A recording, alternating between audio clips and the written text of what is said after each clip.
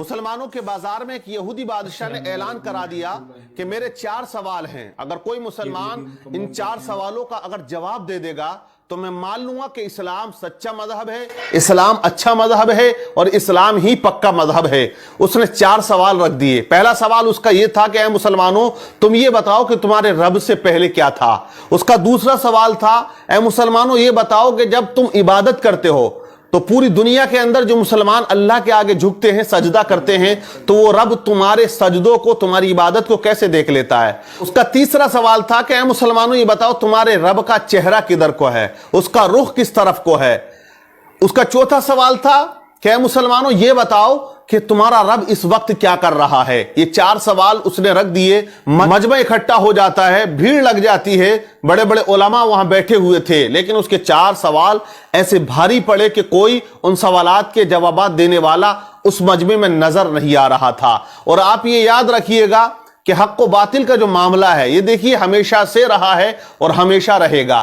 اللہ تبارک و تعالیٰ نے دونوں طاقتوں کو رکھا ہے، حق کو بھی رکھا ہے، باطل کو بھی رکھا ہے۔ حضرت آدم علیہ السلام کی تخلیق جب پروردگار عالم نے فرمائی تو آپ کے مقابلے کون تھا؟ آپ سب جانتے کہ شیطان آپ کے مد مقابل آ جاتا ہے۔ حضرت نوح علیہ السلام دنیا میں تشریف لے کر آئے، آپ کے مقابلے کون ہے؟ آپ کی قوم آ کے کھڑی ہو جاتی ہے۔ حضرت ابراہیم علیہ السلام دنیا میں آئے تو آپ کے مقابلے میں نمرود لعین آ کے کھڑا ہو جاتا ہے۔ حضرت موسیٰ علیہ السلام دنیا میں تشریف لے کر آئے، آپ کے مقابلے فرعون آ کے کھڑا ہو جاتا ہے۔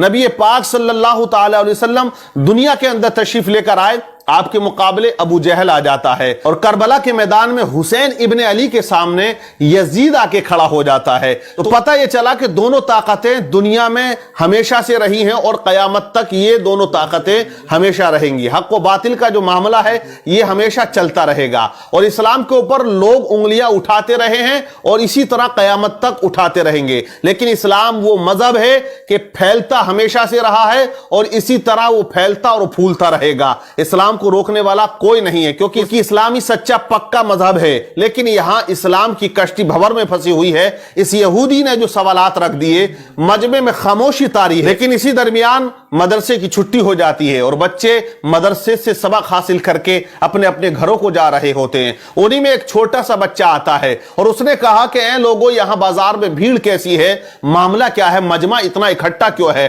لوگوں نے کہا کہ یہاں ایک یہودی نے 4 سوال کیے ہیں اور وہ مسلمانوں سے کیے ہیں۔ وہ کہتا ہے کہ اگر کوئی مسلمان ان سوالات کے جوابات دے دے گا میں مان لوں گا کہ اسلام سچا مذہب ہے، لیکن اس کے سوالات کا جوابات دینے والا یہاں مجمع میں کوئی نظر نہیں آتا ہے۔ بچہ مجمع کو چیرتا ہوا آگے جانے لگا۔ بچے نے کہا کہ میں اس کے سوالوں کا جواب دوں گا۔ لوگوں نے کہا بڑے بڑے علماء یہاں بیٹھے ہوئے ہیں، تیری کیا اوقات یا تیری کیا حیثیت، تو اس یہودی کے سوالوں کا جواب دے گا؟ بچہ مجمع کو چیرتا ہوا، محنت کرتا ہوا آگے جاتا ہے اور اسی یہودی کے سامنے جا کے کھڑا ہو جاتا ہے جو اونچے تخت پر کرسی لگا کے بیٹھا ہوا تھا۔ یہودی سے بچے نے کہا کہ اے یہودی تو اپنے سوال بتا، میں تیرے سوالوں کا جواب دوں گا۔ یہودی ہنسنے لگا، کہنے لگا اتنے بڑے بڑے علماء یہاں تشریف رکھتے ہیں لیکن تو کیا جواب دے گا میرے سوالوں کا؟ تو بچے نے کہا کہ جواب دینے کے لیے عمر نہیں ہونی چاہیے، علم کا ہونا ضروری ہے۔ اپنے سوال رکھ، میں تیرے سوالوں کا جواب ضرور دوں گا۔ اس نے کہا کہ میرا پہلا سوال یہ ہے کہ تمہارے رب سے پہلے کیا تھا؟ بچے نے کہا آپ 10 سے نیچے کی گنتی گنو۔ اس نے گننا شروع کر دیا، 10 9 8 7 6 5 4 3 2 1۔ پھر بچے نے کہا 1 سے پہلے کیا ہے؟ اس نے کہا 1 سے پہلے کچھ نہیں ہے۔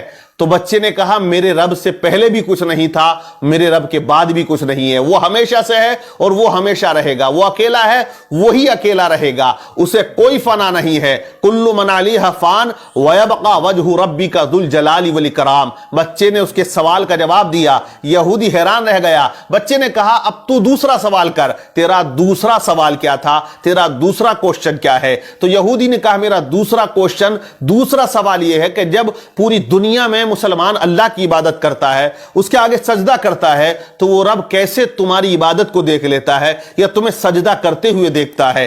بچے نے کہا ایک برتن میں پانی لے کر آؤ۔ ایک بڑے سے برتن میں پانی کو بلوایا گیا اور اس یہودی کے سامنے اس برتن کو رکھ دیا. بچے نے کہا اے یہودی اس برتن کے اندر جھانک کر دیکھ. یہودی نے جھانکا تو بچہ پوچھتا بتا تجھے اس کے اندر کیا نظر آ رہا ہے؟ کہا اس میں تو میرا عکس یعنی میری تصویر نظر آ رہی ہے, میرا چہرہ نظر آ رہا ہے. کہا کلیئر آ رہا ہے؟ بولے مجھے بالکل اپنا چہرہ اس پانی کے اندر کلیئر نظر آ رہا ہے.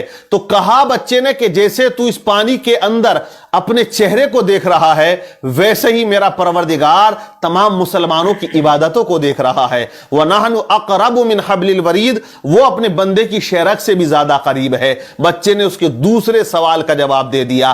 بچہ کہتا تیرا تیسرا سوال کیا ہے؟ تو یہودی نے کہا میرا تیسرا سوال یہ ہے کہ تمہارے رب کا چہرہ کدھر کو ہے, اس کا رخ کس طرف کو ہے؟ تو بچے نے کہا ایک چراغ کو بلایا جائے. چراغ بلایا گیا, اس کو روشن کیا گیا. بچے نے کہا بتا یہودی اس چراغ کی روشنی کدھر کو ہے؟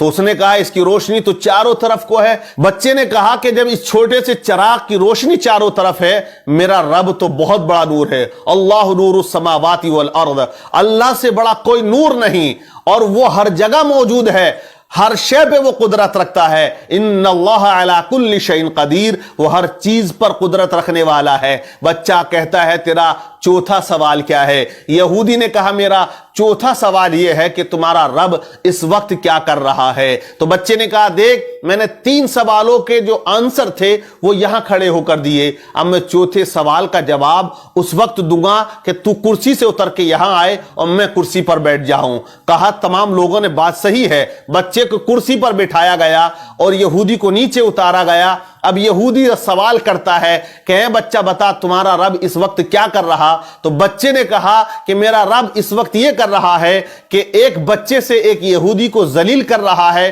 اور اسے کرسی سے اتار کر نیچے کھڑا کر رہا ہے اور مجھے وہ کرسی پر بٹھا رہا ہے. جب اس طرح بچے نے تمام سوالات کے جوابات دیے تو مجمع میں نعرہ تکبیر بلند ہو جاتا ہے. اور یہ بچہ کوئی عام بچہ نہیں تھا, بلکہ آگے چل کے یہی بچہ امام اعظم ابو حنیفہ رضی اللہ تعالی عنہ کے نام سے جانا اور پہچانا جاتا ہے, جو آج مسلمانوں